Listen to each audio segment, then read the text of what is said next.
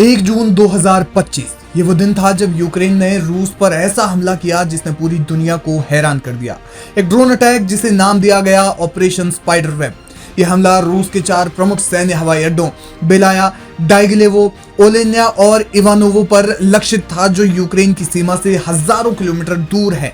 इस ऑपरेशन में यूक्रेन ने 117 ड्रोन का इस्तेमाल किया, जिन्हें ट्रकों में लकड़ी के कंटेनरों में छिपाकर रूस में तस्करी के जरिए पहुंचाया गया था। इन ड्रोनों ने रूस के 41 सैन्य विमानों को निशाना बनाया, जिनमें Tu-95 और Tu-22M जैसे रणनीतिक बम वर्षक विमान शामिल थे, जो परमाणु हथियारों को ले जाने में सक्षम हैं। यूक्रेन के सुरक्षा बल ने दावा किया कि इस हमले में रूस को $7 अरब का नुकसान हुआ, जिसमें 40 विमान नष्ट या फिर क्षतिग्रस्त हुए।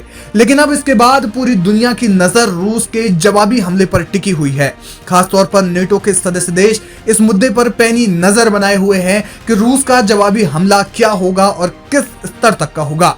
इसी बीच रूस के सबसे खास दोस्तों में से एक किम जोंग उन ने एक बार फिर राष्ट्रपति व्लादिमीर पुतिन के लिए प्यार भेजा है। प्यार यानी सैन्य मदद। जी हाँ, उत्तर कोरिया के तानाशाह किम जोंग उन ने अपने देश से हजारों सैनिक और अत्याधुनिक तकनीकी से बने घातक हथियार भेजे हैं। बताया जा रहा है कि किम ने रूस को हथियारों की आपूर्ति बढ़ा दी है। इस युद्ध के दौरान उत्तर कोरिया रूस का सबसे बड़ा सैन्य मददगार बनकर सामने आया है। रिपोर्ट्स बताती हैं कि नॉर्थ कोरिया रूस को 70% तक गोला बारूद की जरूरत पूरी कर रहा है।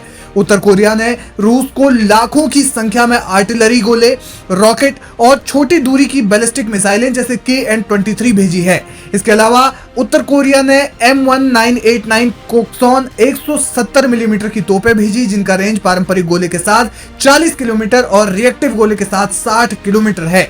वहीं बताया जा रहा है कि किम रूस को AI लेस ड्रोन्स भी भेज सकते हैं। आपको बता दें कि यूक्रेन के ड्रोन हमले के बाद उत्तर कोरिया के तानाशाह किम जोंग उन ने प्योंगयांग में रूस के शीर्ष सुरक्षा अधिकारी सर्गेई शोइगु से मुलाकात की। किम ने यूक्रेन में पुतिन के युद्ध के लिए पूर्ण समर्थन का दावा किया। उत्तर कोरिया द्वारा रूस को इतनी बड़ी मात्रा में हथियारों की आपूर्ति पूरी करने पर यूक्रेन ने भी समय समय पर प्रतिक्रिया दी है। यूक्रेन के साथ दक्षिण कोरिया इसे अवैध और अनैतिक बताते रहे हैं। इसके अलावा अमेरिका और उनके सहयोगी देशों ने चिंता जताई है कि रूस उत्तर कोरिया को परमाणु और बैलिस्टिक मिसाइल तकनीकी दे सकता है, जो क्षेत्रीय और वैश्विक स्थिरता के लिए खतरा है। आपको बता दें कि रूस और उत्तर कोरिया ने बीते 1 साल में बड़े सैन्य समझौते पर दस्तखत किए हैं, जिसमें पारस्परिक रक्षा प्रावधान, एक दूसरे को जरूरतों के समय हथियारों की आपूर्ति के साथ तमाम अन्य बातें शामिल हैं। दोनों के संबंध हाल के वर्षों में खासे मजबूत हुए हैं, खास तौर पर रूस यूक्रेन युद्ध के बाद से। ये रिश्ते कितने गहरे हैं, इसका अंदाजा इसी बात से लगाया जा सकता है कि जून 2024 में रूसी राष्ट्रपति व्लादिमीर पुतिन और उत्तर कोरियाई तानाशाह किम जोंग उन ने प्योंगयांग में एक ऐतिहासिक शिखर सम्मेलन के दौरान रणनीतिक साझेदारी संधि पर हस्ताक्षर किए। ये संधि दोनों देशों को बाहरी हमले की स्थिति से सैन्य सहायता प्रदान करने के लिए बाध्य करती है। ये संधि 1961 की सोवियत उत्तर कोरिया संधि का आधुनिक संस्करण है, जो शीत युद्ध के बाद निष्क्रिय हो गई थी। नई संधि ने दोनों देशों के बीच सैन्य सहयोग को औपचारिक रूप दिया। ऐसे में जब रूस यूक्रेन के साथ जंग में फंसा हुआ है, तब उत्तर कोरिया उनका सबसे बड़ा साथी बनकर सामने आया है, जो जाहिर तौर पर अमेरिका की चिंता बढ़ाने वाला है।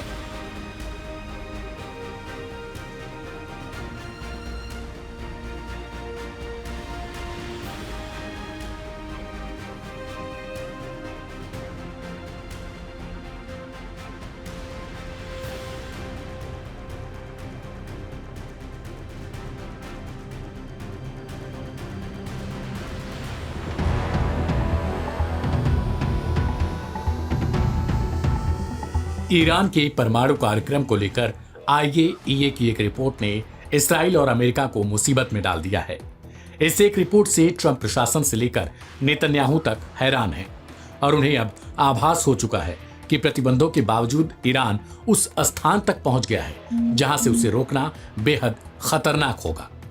दरअसल अंतर्राष्ट्रीय परमाणु ऊर्जा एजेंसी यानी IAEA की एक रिपोर्ट बताती है कि ईरान के पास अब इतना संवर्धित यूरेनियम मौजूद हो चुका है जिससे वो 9 परमाणु बम बना सकता है। रूस ने जहां ईरान के शांतिपूर्ण परमाणु अधिकारों का समर्थन किया है, वहीं अमेरिका और उसके सहयोगी देश खतरे की घंटी बजा रहे हैं। इस बीच बातचीत रुक गई है और तनाव लगातार बढ़ता जा रहा है। क्या दुनिया एक और परमाणु संकट की ओर बढ़ रही है? IAEA की ताजा रिपोर्ट में बड़ा खुलासा हुआ है। ईरान ने 60% तक संवर्धित यूरेनियम का भंडारण कर लिया। अगर इसे और प्रोसेस किया जाए तो इससे 9 परमाणु हथियार तैयार किए जा सकते हैं। हालांकि ईरान का दावा है कि उसका परमाणु कार्यक्रम पूरी तरीके से शांतिपूर्ण है। ईरान के बढ़ते यूरेनियम संवर्धन को लेकर जहां अमेरिका और उसके सहयोगी देश अलर्ट मोड में हैं, वहीं रूस ने पूरी मजबूती से ईरान का समर्थन कर दिया है। क्रेमलिन ने IAEA की रिपोर्ट के बाद भी साफ किया कि ईरान को शांतिपूर्ण परमाणु ऊर्जा का अधिकार है और उसे न केवल धमकाया नहीं जाना चाहिए बल्कि बातचीत के रास्ते पर लाना चाहिए। ऐसे में रूस का यह स्टैंड क्या वाकई मध्यस्थता की कोशिश समझी जाए या फिर वैश्विक शक्ति संतुलन में एक नई चाल? रूस ने अमेरिका की चिंताओं को सिरे से खारिज करते हुए कहा है कि ईरान का इरादा परमाणु बम बनाने का नहीं। क्रेमलिन प्रवक्ता दिमित्री पेस्कोव ने दो टूक कहा है, ईरान का परमाणु कार्यक्रम पूरी तरीके से शांतिपूर्ण उद्देश्यों के लिए है।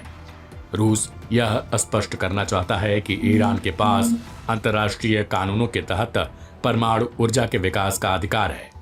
अमेरिका और कुछ पश्चिमी देशों की आशंकाएं राजनीतिक रूप से प्रेरित हैं। हमें कोई संकेत नहीं मिला है कि ईरान परमाणु हथियार विकसित करना चाहता है। हमें इस मुद्दे को बिना उकसावे की बातचीत और कूटनीति से हल करना चाहिए। अमेरिकी राष्ट्रपति डोनाल्ड ट्रंप ने एक बार फिर से कहा है कि ईरान को यूरेनियम संवर्धन की इजाजत नहीं मिलनी चाहिए। ट्रंप का दो टूक संदेश, ईरान को कभी भी परमाणु हथियार नहीं मिल सकते। साल 2015 में हुए परमाणु समझौते JCPOA से अमेरिका 2018 में ट्रंप के नेतृत्व में बाहर निकल गया था। इसके बाद से रिश्ते लगातार बिगड़े हैं। ट्रंप प्रशासन की कोशिशें भी अब तक नाकाम रही है।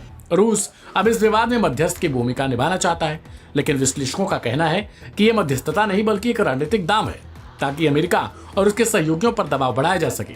IAEA विशेषज्ञों का कहना है कि 60% संवर्धन एक टेक्निकल सीमा है। अगर ईरान चाहे तो हफ्तों में हथियार स्तर यूरेनियम बना सकता है। दुनिया के सामने सवाल अब यही है, क्या ईरान को बातचीत की मेज पर लाया जा सकेगा या फिर बढ़ती अविश्वास की दीवार एक और युद्ध की नींव रखेगी? उम्मीद कूटनीति की है, लेकिन समय बेहद कम दिखाई दे रहा है।